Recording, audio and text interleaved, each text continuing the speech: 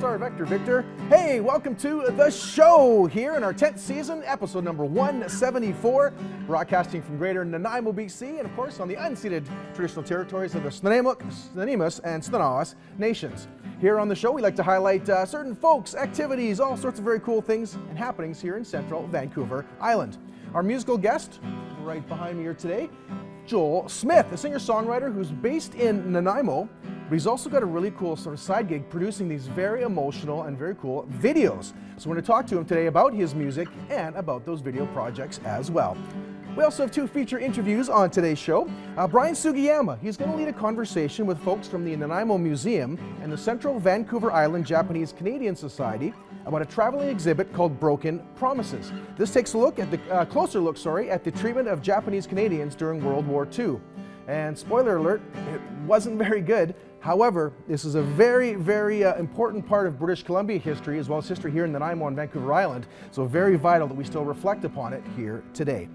Also, many of us know about the concept of a man cave, a place in your house you might retreat to.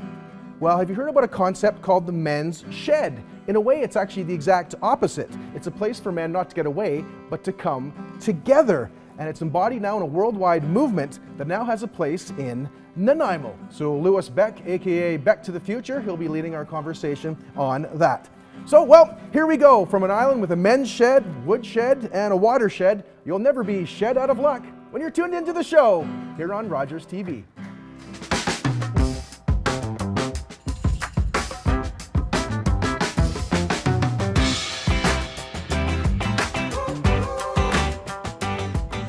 Thank you, Matt, and I love those puns, and Joel, love that guitar. That's really well good of both of you. So retirement is it's an important period of time in anybody's life for men and women, particularly for men, when the career they may have given 40 years to and the social circle can come to an end, and it can lead to problems. This is a worldwide thing. Men retiring all over the world are having these issues, these challenges, but fortunately, there's a worldwide movement called Men's Sheds. Men of all ages need a plan. Not having a plan can lead to feeling disconnected, isolated, and lonely. Loneliness increases the risk of physical and mental illnesses, including substance abuse and depression. Strong social connections are one of the best predictors of healthy living and longevity. Since joining the Men's Shed, it's easy to get up in the morning and I know I have a great day to look forward to. That seeks to address that, and tonight my guests are John Boudreau and Kenn Hample, who are starting a local chapter of Men's Sheds. Kenn and John, welcome to the show. Thank you for joining me. Thank you, Lewis. Nice to have you here. Yeah. So Kenn, could you give a little background about Men's Sheds? I understand it started in Australia. How did it get started, and how did it get all this way to where we are? You're right, Lewis. It's a movement that has its roots in Australia, where it's pretty common for men to have a shed in their backyard, kind of thing. It's not something that we have so much here in the northern hemisphere because we're a little weather restricted here. But it gradually grew into a more organized movement there. It started kind of in the late 1990s, and then around the mid 2000s, 2005, 2007, the first organized men's shed appeared in Australia, and from there it's really gone worldwide. 12, 13 different countries, somewhere close to 3,000 sheds worldwide. So what are the significant things that Men's Sheds, the benefits for Men's Sheds? It's good for men, but it's also good for the community. Can you talk a little bit about that? Sure. The basis of it is productive activity with social support. Yeah. And so someone once deemed a men's shed as some place to go, something to do, and someone to talk to. And so that's essentially what it is. The shed itself often has a workshop component to it, where various kinds of activities happen, from woodworking to metalworking to small engine repair, bike repair, that kind of thing, and also a lounging, sort of socializing area. John, you spoke to me about purpose. This is an important component of men's sheds, what it's about. Could you speak a little bit about that, what that means? You know, as men, we tend to desocialize when we're done working. And so that leads to being alone someplace and depression and all kinds of health problems around that. What a shed does is it gives you purpose. You know, you get up in the morning, you got a place to go to, you look forward to working with your fellow shedders and have a project that you're going to work with. So purpose, I think, is one of the key elements of it. And being able to share, as we say, shoulder to shoulder, working on a project to help give back to community. So. Yes, I understand that the Vernon community, they've got their own men's shed organization, and they've been going for quite a while. And they speak about that. I think we got a little video where they speak about the how men communicate more doing something, right, as opposed to how women. Maybe we'll run a little bit of that clip to see what they have to say and talk after that. Women communicate more readily face to face. Men eventually can get there after some equity is established that comes by working shoulder to shoulder in the shop. Then the conversations start to flow. So, Ken, I'd like to ask, how did you, you're the founder of this, aren't you? Here in Nanaimo, yes. What was your inspiration? How did you get going with this? Let me ask you. Well, kind of like John mentioned, I retired a number of years ago from active work and moved here and found that my social circle had shrunk considerably. And so I was looking for things to do, organizations I could perhaps join up with, a place where I could do something that was purposeful. Mm-hmm. And in searching the internet, I discovered men's sheds. Discovered that there was a provincial association here in BC, made contact with them, and discovered that, yeah, there was a fairly simple, easily well-known process to begin and create and establish a men's shed. And so I thought, sounds great, that's exactly what I'm after. Now, let's talk about the global aspect of this. Like, we've been established that men's shed is globally. Like, could you, John, what are some of the countries that men's shed, it's all over the world? Can you talk a little bit about that? Well, I think Ken mentioned it started in Australia, and it says Australia, New Zealand. There's about 3,000, I think, right now around the world. So England, Ireland, all kinds of different countries throughout the world have started them and are doing well with them. Now let's bring it home then to Nanaimo. Tell me about how the status of the local men's shed chapter just started here. How is that now? It's progressing. I should say, Louis, that the term chapter is a little bit of a misnomer. Each shed is completely independent. The provincial association does not play a part in running sheds. It acts more as a resource and a support rather than an overarching controlling function. And here in Nanaimo, we started back in April, May of the past year, organized a public meeting, had an interview with one of the news outlets, the media, the Nanaimo News Now, and from there generated a fair bit of interest, where we've now come down to a core group of about 11 active members. And one of the first things and one of the main issues for a men's shed is to find a place to be a shed, a men's shed. And we were looking for a place, and we finally hooked up with an organization called the Connective Support Society here in Nanaimo, who had a facility and offered it to share with us. Now there's something that men's shed, they benefit the community. And we have a little clip of what the Vernon community has done. I should say the Vernon Men's Shed group has done, and we'll just run that right now, and then we can talk about what the Nanaimo version of Men's Shed will do. So we'll just run that video clip and talk after that. So our relationship just grew. We were doing a renovation on the first floor, and I was actually quite concerned trying to find a specific item, our job boards. I needed something that I couldn't find to purchase anywhere.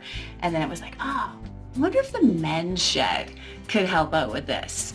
And so, yeah, got in touch with Dawn, and the crew came over. They figured out exactly what they needed, measurements. We just talked through the options, and they just created us the perfect product. I'd like to ask, now, in terms of community projects, I know this is on your radar. Could you talk about what does the Nanaimo Men's Shed Group see about doing in terms of community projects in the near future? Well, there's a number of them that we'll get involved in.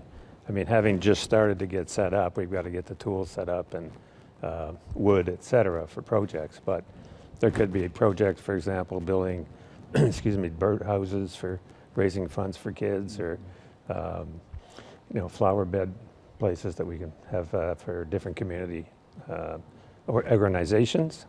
There's a whole host of different things. So we're just on that cusp for getting set up for that. And we've done a few community things already. Spent some time helping Loaves and Fishes at one of their branches, et cetera. So it's about giving back to community, and it's about helping it to be a better place. So there'll be a more involvement as we go. Are you excited? Yeah, it's a good opportunity to give back, right? Well, that's awesome. So if people watching this program want to find out more about men's sheds and get involved, how might they do that? Well, we don't have a website as yet. We're still formulating and setting it up. But we do have an email address. It's info@nanaimomensshed.org. And they can contact us that way, and we're happy to give them whatever information they would need. This is John and Ken. Thanks for joining me. And do you have any final thoughts, John or Ken, that you'd like to offer before we close tonight? Go ahead. Well, it's a great opportunity for folks who are looking to deal with issues of loneliness or isolation. The Men's Shed is a great place to do that, and there's ample evidence that it works. I'd just like to spread the word to men out there who may be in places at home feeling lonely. Contact us, come out and work with us, and see if you like it. Okay, let's hope that happens. Good luck, you guys. Thanks for joining me. Thank you. Really great to have you on. Thanks. I'd like to throw it over to Matt now, and he'll carry on with this great musician we have on tonight.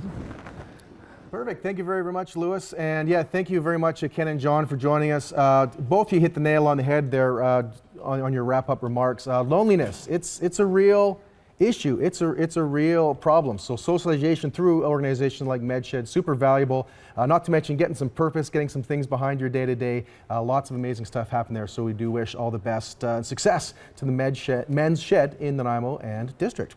All right, now on the show, we always like to feature a musical guest and also hear some music. And of course, we've got a very cool, our musical guest, not only a great musician, but also in some very cool video that we're going to talk about later on, some video work. But right now, let's meet the musician side of, based in Nanaimo, Mr. Joel Smith. Joel, welcome so much to the show. Thank you. Really happy to have you here. Now, again, based in Nanaimo, but you're out of Port Alberni originally. I was born there. Yeah, didn't live there too long, just my childhood, and then my teenage years I lived in Kamloops. Oh, nice. Yeah. Well, as a Kamloopsian myself, exactly, yeah. So up to the Okanagan, yeah. Yeah. I've spent my adult years down here, though, on the island where I was born. So. Perfect. All right. Well, we were talking before we started the show here. In terms of music, goes back to you started playing when you were 12. Yes. Yes. Yeah. I assume that wasn't the same guitar as you were playing when you were 12. It was my dad's guitar that he had sitting around since he was a kid, and then I just started fiddling around with guitar, playing different songs. Learned parts of songs, never a full song. I think Stairway to Heaven was the first song I almost learned all of, and then a Rage Against the Machine song, and yeah. I think there's some sort of policy somewhere that all guitarists have to learn at least the opening few notes of Stairway to Heaven. Yeah. Jimmy Page, turn that page. Oh, yeah. All right, so again, obviously here on the show, we're going to hear some music a bit sort of singer-songwriter solo type, but you're also in a band. Yes, I'm in a band. The name of the band is Postmodern Addiction. It's a really awesome band. We're on Spotify, we're on all different social media platforms. It's pretty awesome because my band members, we got Rob Ross, who's on drums, and we got Nate Spirit, who's on bass. When we come together, we just create some pretty awesome music, so I'm pretty grateful. How'd you meet these guys? I met Rob at a housewarming party in 2018. I was like a solo artist. I named the band, well, myself as a solo artist, Postmodern Addiction, knowing in the future I would make a band out of it. And yeah, Rob likes like heavier music, I do too, and then I played him my acoustic stuff, and he was like, "Oh, this is awesome." And so it was just him and I for a long time, just jamming. And then we went through a few bass players, and then I knew. As most bands do. Right? Yeah, exactly. Yeah. And we almost had a lead guitar player one time, but it turned out to be a bass player because we lost our bass player at the same time. But then we found Nate, and Nate is the solid, he's the glue. Yeah, so I'm pretty grateful for that. What's the meaning behind the name Postmodern Addiction? Well, Postmodern Addiction, so I'm a big fan, you can hear my music, of like 2000s rock, right? So when I looked up, I've seen the word postmodern in this book when I was reading, and I was like, that's a pretty cool name. So I searched up the meaning, and there's a few meanings, but one of the meanings that really grabbed my attention was everything that came after. So for me, it was like, whoa, like, you know, the 2000s rock era is over, but I want to bring it back through my music because it really means a lot to me. And then the addiction part is the addiction of me creating this music. I love creating music, and it's almost like an addiction sometimes, right? Mm-hmm. Not so much anymore, but it used to be. I used to like just create and just love it so much. Yeah. Well, you talked about when you're first learning, as most musicians do when they start covering, you know, whether it's Led Zeppelin or other bands. Yeah. So describe sort of that transition then into sort of writing original music then. Well, another thing was Nirvana. was Something in the Way, it's 2 chords, was the very first song I could sing and play to. And then I started writing my own songs after that, like just noodling around on the guitar, and I found these chords, and just after a while I learned how to piece together songs, right? Like a lot of my songs are like verse, chorus, verse, and then a bridge, and then the outro. Yeah, the process. Yeah. All right, well, since we're talking about your music, we might as well hear some. And again, we're going to hear a couple songs over the course of the show. But the song right now we're going to hear is called The Difference. So tell us about this one. Well, I wrote this when I was about 25, and it was a beautiful riff, and then all of a sudden, the words didn't come to me until about 10 years ago. And so I didn't have words for a long time. And then the words were like a place of coming to yourself and believing in yourself and not caring about the rest of the whole stuff. Yeah. All right, well, let's hear some of these empowering lyrics and hear the music. All right. All right, so hand it over here to Joel Smith with The Difference here on the show on Rogers TV. Here we go.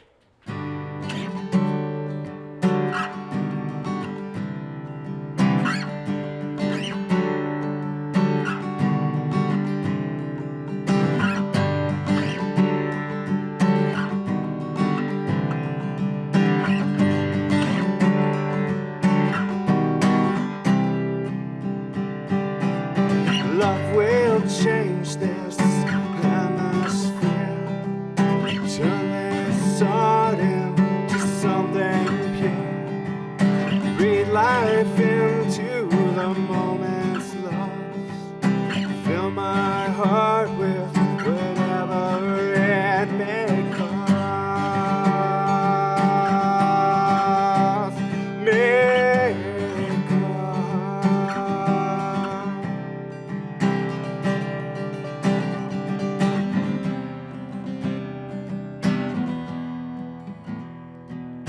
One day I might see the difference. Today I don't care. One day I might feel it's different. Today I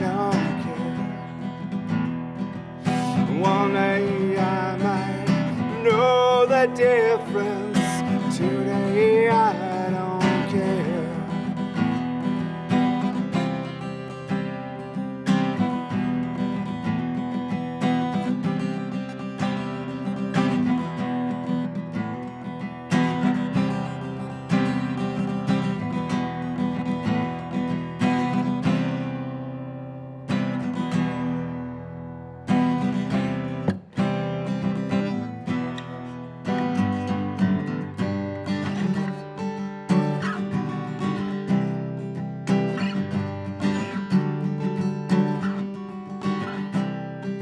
Tomorrow comes as yesterday's gone.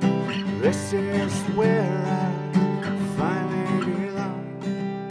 In this moment of memory, I'm left drifting farther at ease.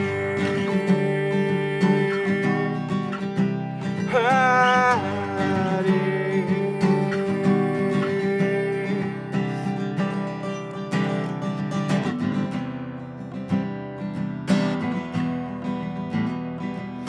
One day I might see the difference. Today I don't care. One day I might feel what's different. Today I don't care. One day I might know the difference. Today I don't care. I don't care. I don't care. I don't care. I don't care. I don't care.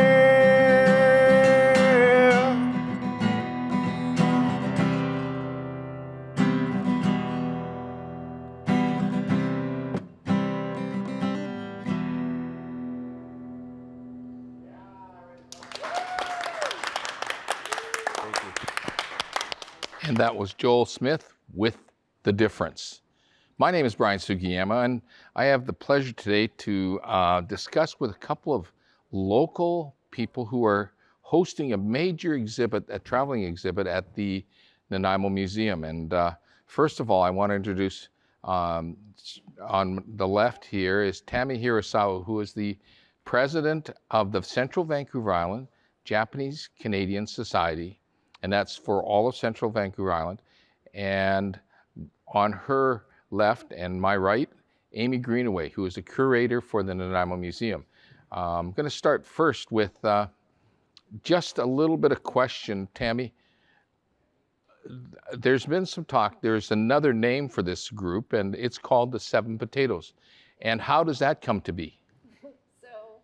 The Central Vancouver Island Japanese Canadian Society started in about 1985, but the name Seven Potatoes is actually a literal translation of nana, which is seven in Japanese, and imo, which is potato in Japanese. So the literal translation of the word Nanaimo, which really is a Ho'okaminam word for Sinemuk, which is our traditional ancestral First Nations in Nanaimo. So we're really grateful for that. Yeah. Wonderful. And so if you heard the name Seven Potatoes, that's where it all comes from. And it's the only, I think, cultural group for the Japanese Canadians that has that name attached to it. We're going to talk a little bit about this Broken Promises exhibit, and I think it started a couple of years ago. Can you give me a little bit, Tami, the history of this exhibit, why it started, where the information came from? So the Japanese Canadian story is really, like, not very many people know about it, and so it's really important to have this story about the broken promises. It all started with a 7-year project called The Landscapes of Injustice down in Victoria, UVic, and they put together, they got digitized archives of Japanese Canadians that were forcibly uprooted, displaced and lost all their belongings in 1942. This was after years of racism in British Columbia against the Japanese Canadians. And many people don't know that there was a huge Japanese Canadian community right here in Nanaimo, starting in the late 1800s and all the way up to 1942. So it's really exciting that this exhibit, Broken Promises, is coming to Nanaimo Museum. It really walks through stories of 7 families of how they were, where they were prior to the war, and all the things that they lost during the war and where they were displaced to during the war. And we get to follow them through the 7 stories about, and this is like 7 stories that have been told, but there's countless of stories that are very unique if you're talking to Japanese Canadians in British Columbia. So it's very interesting, yep. Now, you mentioned about Nanaimo had a very significant population, and some of the history has been documented by some of our members. Is where exactly was this Japanese community in this city? So the big industries that the Japanese Canadians engaged in during the time, they really brought a lot of new fishing techniques to British Columbia. So there's huge fishing industry in Nanaimo. There were the Japanese Canadians were really forced to fish for herring because they weren't allowed to fish for salmon, and they were restricted in some of the areas in BC that they were allowed to fish in. So they really were very industrious, and they came up with this idea of salting the herring and sending it to Asia. So it was like this international trade that was happening in the early 1920s here in Nanaimo. And there were, in the 1920s, there were 43 herring salteries that were owned by Japanese Canadians. Departure Bay, a big community on Seisutchen, formerly Newcastle Island, Jessie Island, Protection Island, like all around the Strait of Georgia. There was Japanese Canadian owned fishing herring salteries. And during 1920s, Nanaimo, which used to be like mining capital, was actually coined the herring capital of the world during the 1920s because of all the export that was happening to Asia, China, Japan, of that way, yeah. So it was a big, and there was also a big boat building industry here along with the fishing. So that was another big thing that was happening here. So this large community existed very close to where all the herring salteries were. And I think we have a photo, maybe we can go to it, of the Japanese language school, because a lot of people came over and wanted to retain their language. Yeah. And the Japanese language school existed in the Stewart Avenue area? So it was right on the corner of Juniper Street and Stewart Avenue, this Japanese Canadian language school that the first generation Japanese Canadians built because they were, having children born in Canada, going to school at Brecken Elementary, and they were all speaking English, but the Japanese parents really wanted to make sure that they maintained their Japanese language, and were able to discipline them really for so they built this Japanese language school, and so the kids would go to Brecken Elementary during the day, and then after school they would go to this Japanese language school and continue their studies after school. Well, at this place. So this photo is one example. We're going to talk to Aimee now, because this exhibit, which has been traveling around the country, started in Vancouver and Burnaby, and then was at the Royal Museum in Victoria. Can you tell me sort of the history of how it came to be that it's coming here in March, I should say, March 15th in Nanaimo at the Nanaimo Museum? Well, we've hosted a number of traveling exhibits from the Nikkei National Museum in Burnaby over the years at the Nanaimo Museum. And the Landscape of Injustice project is such an important part of historical research that's been happening in BC over the last several years that I've been following the project. And we were really excited when it was officially announced about the exhibit being available, and it's just such a perfect tie-in with the significant community that existed and still exists in Nanaimo today. Now, the first photo we have, I think we can bring it up, of the Hino dolls, which were sort of recovered and put back, this display put back together. Can you tell us a little bit about that? We came to you from somebody who's at VIU right now? So the dolls have a really interesting story. They've been in the museum for a few decades, and they're would have been a very important part of a Japanese home. They're called Hina dolls. They connect in with an important festival in Japan. And during the dispossession and the uprooting that Tami mentioned, people were forced to leave the majority of their belongings behind.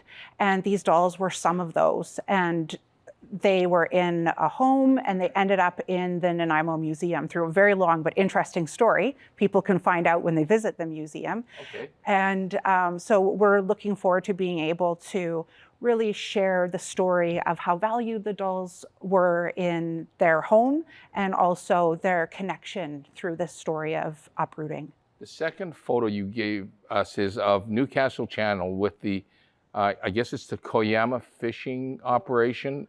It's Koyama's Wharf, and it's approximately located where Stewart Avenue, or of course it's on Stewart Avenue, it's on Newcastle Channel. It's where the Newcastle Marina is today. And Frank Koyama owned the wharf. He started the business in the 1910s. He had fishing boats. He was a wholesale fish seller, and it was a really prominent business, not only in the Japanese Canadian community, but also in the broader community in Nanaimo. Okay, so this exhibit, and just to wrap up before we run out of time here, is that it's going to start March 15th, the opening. First day for the public is March 16th. What are the hours of operation that people can come down and see this exhibit at the museum? So the hours of the exhibit will vary depending on when people do come to see the exhibit, but they can visit nanaimomuseum.ca and get the most up-to-date info. Okay, that's wonderful. A large story. It's an event, and it's going to be here from March 15th through to March 16th through till September 2nd. Don't put it on your calendar for this summer. Invite your friends and relatives that are going to come to town to go by and see this exhibit. Thank you for being with us, Tami, Aimee, and we'll put it over to Matt, who's got our musical guest once again. Awesome. Thank you very, very much, Brian. Appreciate that. And Tami and Aimee, thank you so much for being here as well. Again, Broken Promises, a really vital exhibit that folks should go out and see. And again, some outstanding programming down at the Nanaimo Museum. Also highly recommend for any and all other exhibits, take some time, head down there and learn some more about the history of Nanaimo. Also, I think a Nanaimo bar with a side of 7 potatoes was pretty much what I ate 5 out of 7 days when I was in college, but that's completely irrelevant right now. Anyways, as Brian mentioned, back with our musical guest here, Joel Smith, and as promised also earlier, we're going to shift from music a bit to talk about video and video production work. Joel's, we're going to find out here momentarily, has been doing some crazy awesome video work here for the last couple of years under the name Candid Video Productions on YouTube. That's Candid with a K. Also includes a short form documentary series called Island View. So let's talk a little bit about some of the video work. Before we get into that, what's sort of more big in your life right now, the music or the video? The video. Just because it's my job. I'm trying to, break out into the community, let people know we exist. Like I got one other person that works for me, works for and with me. Good friend of mine. Logan Crickmore. He's a great videographer too. Oh, nice. Can I give that shout out? Give a shout out to Logan. Not to mention, I like the hat as well. And nice to get the cross branding on there. And I really appreciate it with the K, Video to me is I love telling stories, and I'm very artistic, and I've had a lot of help actually. Todd Jones, he's helped me with the editing.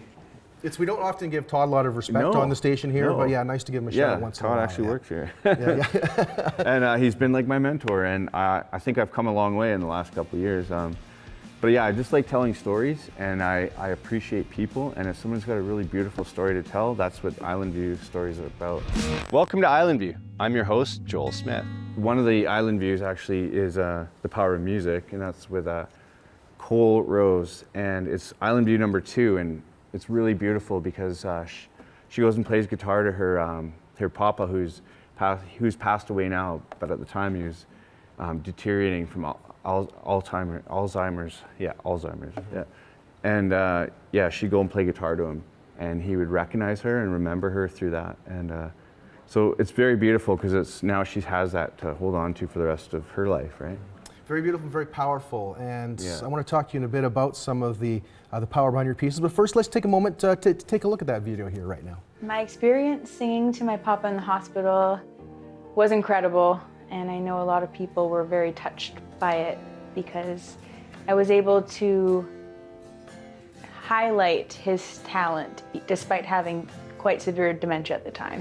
Purple light in the canyon.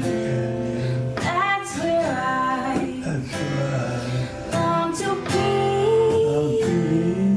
Just my horse, my sombrero.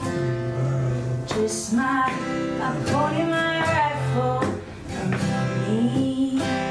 I'm gonna hang my sombrero on the limb of a tree. I'm coming home, sweetheart, darling. Just my pony, my rifle, and me. Whippoorwill in the treetops, he sings a sweet melody. I'm coming home. Speaking here with Joel Smith, who just produced that video we just saw, part of the Island View series. And I wanted to ask you, you also do something, you described it as sort of a personalized legacy videos as part of your series, where if I got this straight, that you have someone that maybe is getting close to end of life or is an older person that you want to record their thoughts, their Yes, ideas. So tell us about how you're putting those together. So that's the concept. Island View came about, and so the personalized legacy videos is a brand that I'm trying to coordinate right now, like to get out there. And it's basically the Island Views, but it's a more personalized what the customer wants, what they want to share about their life. And I'm actually doing this weekend. I'm gonna do one on my mother, because our heritage is Métis, and she's a very big part of the Port Alberni community, and I want to share her story on like what she does for the community and like how she raised 5 kids. Yeah. So how do you approach these videos? Are obviously very personal. So Yeah. how do you make someone comfortable when you sit down and say, all right, effectively tell me about your life? Yeah, well, the last few, like especially the one with her going to see the grandpa in the hospital, it is touchy. But you sit down with the person and you ask them like about them. I have about 6 questions I ask, and they're pretty personal sometimes, and sometimes they're not. Sometimes they're just general. And what happens is that person will usually open up to me, and yeah. But that's if anybody out there needs a personalized legacy documentary, contact Candid Video Productions. That's very true, though, right? Like a lot of social media can be really scattered, so Yeah. it has like something that encapsulates a person in one place. That's powerful. It's a very beautiful thing because we never know when our family members are going to pass. So if we have that video, it's beautiful. Awesome. All right, so again, you can find out more of Joel's work online on YouTube, Candid Video Productions. I know we've also got some focus on musicians, music videos. We've done some wedding work as well. Yeah. Anyways, we'll let the viewers go and check that out there on their own time. Again, Candid Video Productions, Candid with a K on YouTube. In the meantime, let's get back to some music here. The next song you got coming up is called Uncomfortable Embrace, which actually sounds like Todd Jones's approach to intimacy. But if that's not what the song's about, what is the song about? Actually, it's about addiction and what addiction does to a person, from a person that's been there and a person that has seen it from the outside, where it's been all encompassing. So if you listen to the lyrics, you're not yourself and you're hurting and you're in pain. So, yeah. All right, we'll turn it back over to you again. Joel Smith here, Uncomfortable Embrace. We'll do this and we'll be back for the wrap of the show and one more song. Thank you. Over to you, Joel.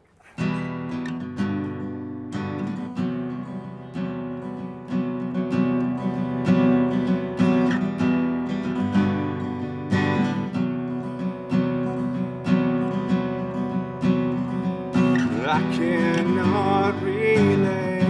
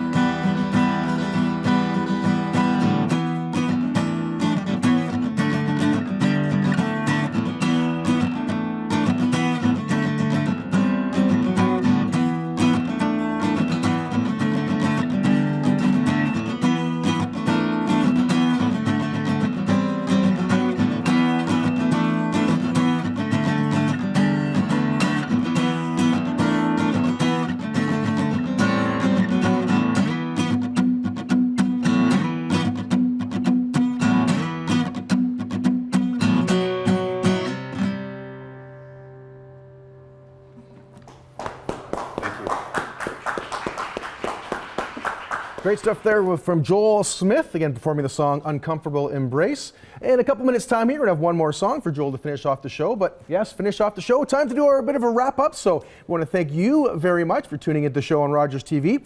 Do want to say a huge thank you to Aimee from the Nanaimo Museum, Tami from Seven Potatoes, also Kenn and John from the Nanaimo and District Men's Shed for joining us on today's show.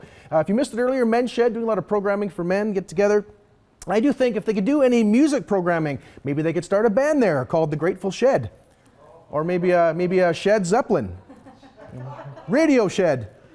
Dance like Shed Astaire. You know, the Shed Pins. Shed Spears' sister. The Talking Sheds. You know, Shed Row. All right. With guests Sheddle Crow and Shadiah Twain. All right. Bring in Shed Nugent to play some guitar solos. Bring that punk guy Shed Vicious in. Canadian classic, Shadowy Man on a Shadowy Planet. All right, going back to, all right, they like that one. Shed and Wolf, how about that? That'd be good. Shed Notronic, you know, pump up the jam. Finally, we could probably call the band Rush. Oh. Featuring Sheddy Lee. Sheddy, if you're listening. Anyways, enough of that. We got to move on. Big thanks to all of our guests and all of our hardworking volunteers and staff in front of the cameras and behind the scenes. If you have an event cause demonstration you'd like to bring to the show, or hey, maybe you'd like to volunteer and join this crew, just drop a line to our director Todd or producer Jocelyn. We'll have their contact information on the screen there for you. Before we go, though, as you always like to do, one more song from our musician Joel Smith right over here. This track is called In Memory of You. And to you, the viewers, thanks so much for tuning into the show here on Rogers TV.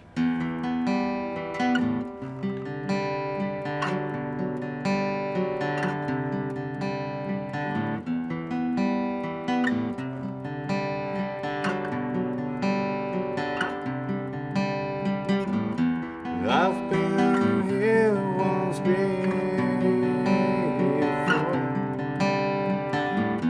Time slips away and I lost my way. Seems like forever is here to stay. That's okay, I need to hear from this pain.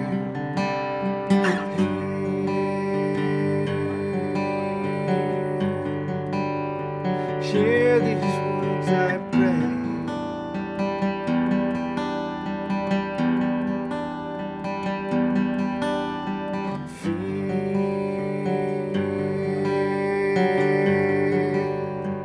Feel you step away.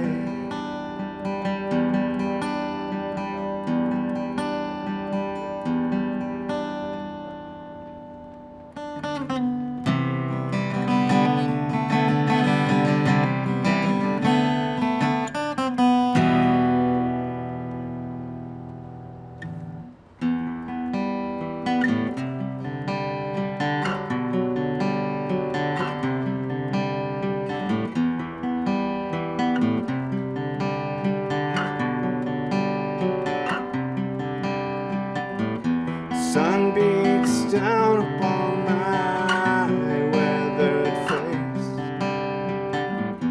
Wind blows through the trees and I feel at peace. That's a fire roars in front of me. In memory of you,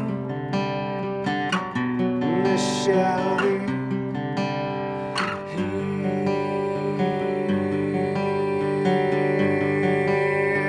Hear these words I pray.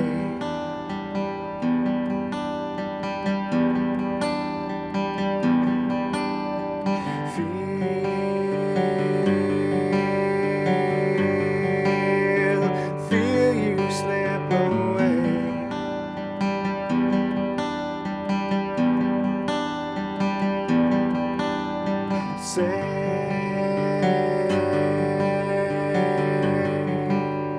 Say what you need to say.